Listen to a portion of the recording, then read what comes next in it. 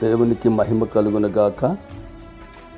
ఈ ఉదయకాలం వాక్యం వింటున్నటువంటి మీ అందరిపై దేవుని సమాధానము సమృద్ధిగా కుమ్మరించబడునుగాక.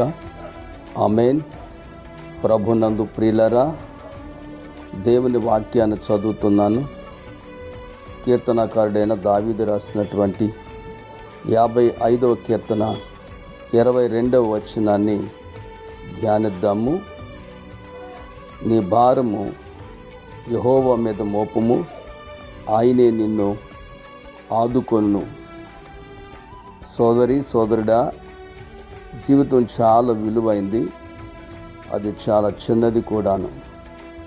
దేవుడు ప్రతి మనిషి జీవితాన్ని ప్రశాంతంగా ఈ లోకంలో గడపాలని, ప్రతి మనిషి శాంతి సమాధానాలతో ఉండాలని దేవుడు కోరుకుంటున్నాడు. అయితే ఈ లోకంలో మనుషుల్ని చూచినప్పుడు, వారి జీవితాలు చూచినప్పుడు ఎన్నో భారాలతో నింపబడినట్లుగా, భారాలు కలిగి నడుస్తున్నట్లుగా మనము చూస్తూ ఉన్నాం. ఏంటి భారాలు అంటే, మొదటిది పాపము అనేటువంటి భారం.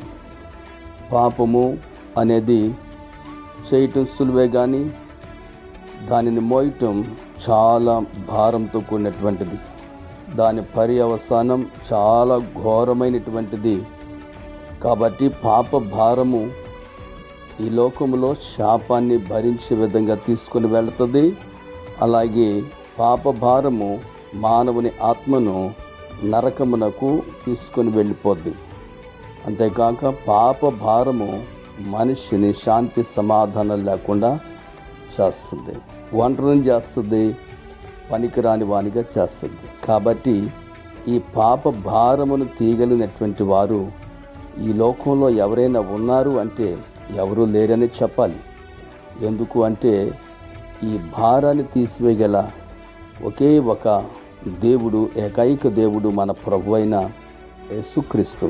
ఆయన ఒక్కడే నీ పాప భారం అంతటిని కూడా తొలగించగలడు. నీకు శాంతినివ్వగలడు, శాపాన్ని కొట్టివేయగలడు, నరకమునకు వెళ్లకుండా నీ ఆత్మను రక్షణలోనికి ఆయన నడిపించగలడు. నిన్ను పరిశుద్ధునిగా చేసి ఆశీర్వదించగలడు. కాబట్టి నీ పాప భారము దేవుని దగ్గర నువ్వు ఒప్పుకో.